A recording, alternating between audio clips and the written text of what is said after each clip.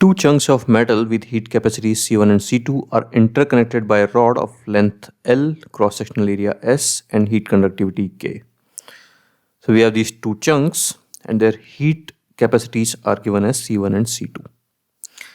The rod connecting them has the length L and conductivity is K. At a moment T is equal to 0, the temperature difference is delta T naught. Assuming the heat capacity of the rod is to be negligible, find the temperature difference between the chunks as a function of time. So let's say this is at a higher temperature and this is at a lower temperature. So the difference between them initially is given to be delta T naught.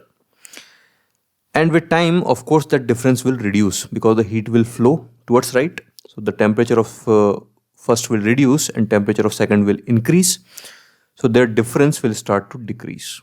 And that's what we need to find. What will be the difference as a function of time? So one thing is pretty clear. Whatever is heat lost by the first one will be taken up by second one. And here is what our heat capacities come into play. Because heat lost by the first one will be C1 into change in temperature of first. And heat gained by second one is also, similarly it is C2 into change in temperature of 2. So here we are getting a term of change in temperature of 1 and change in temperature of 2. And now you can imagine the difference of that will be difference of change in temperature. Now you might be getting confused a bit, but so let's get into the nuts and bolts of it. Everything will be clear to you. So let's take two cases. One is at time t and one is at time t plus dt. And these are also variables. We don't know their values. So let's assume that first one is at temperature T1 and second one is at temperature T2. And in dt time, T1 becomes T1 plus dt1 and T2 becomes T2 plus dt2. So now let's come back to heat lost is equal to heat gained.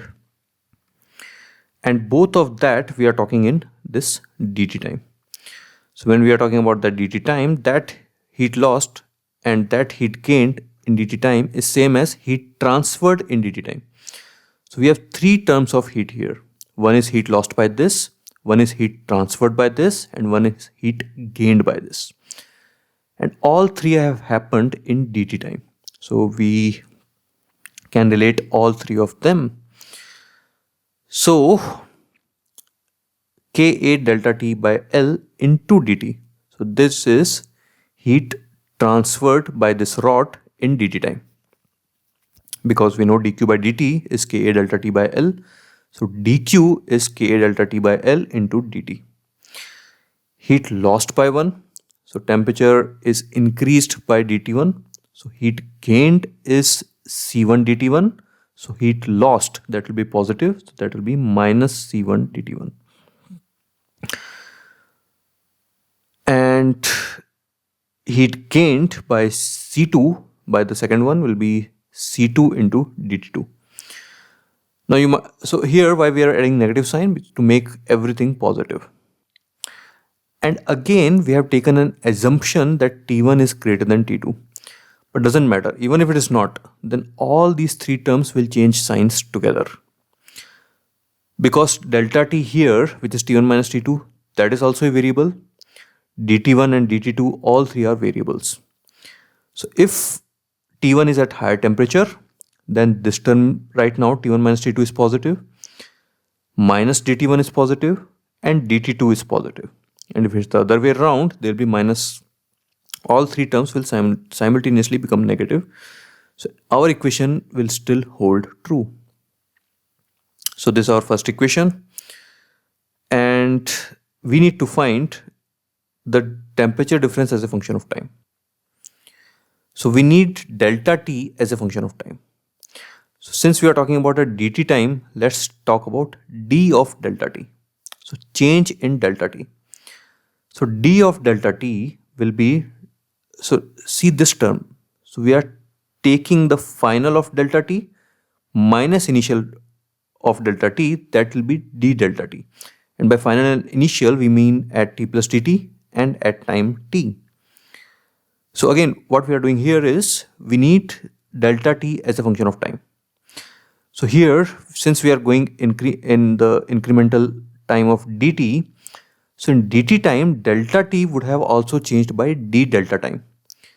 And we are writing that. So d delta t is delta t final minus delta t initial.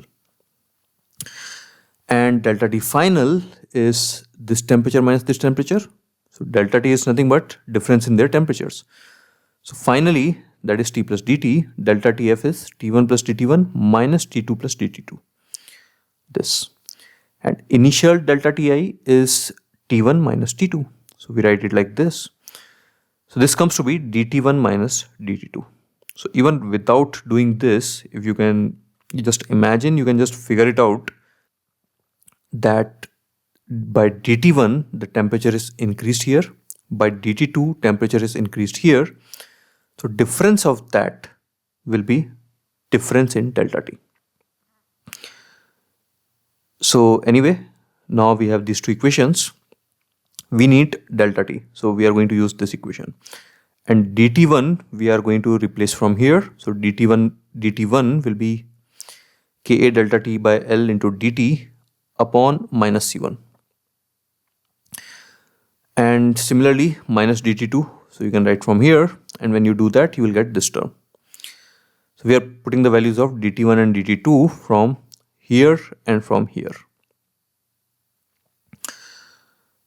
So now we have two variables, delta t and time. So we take delta t terms here and t dt term here, and we just integrate. So initially it's given delta t naught to delta t, which we need to find, and time goes from 0 to t. So we do that and we get our answer. All right.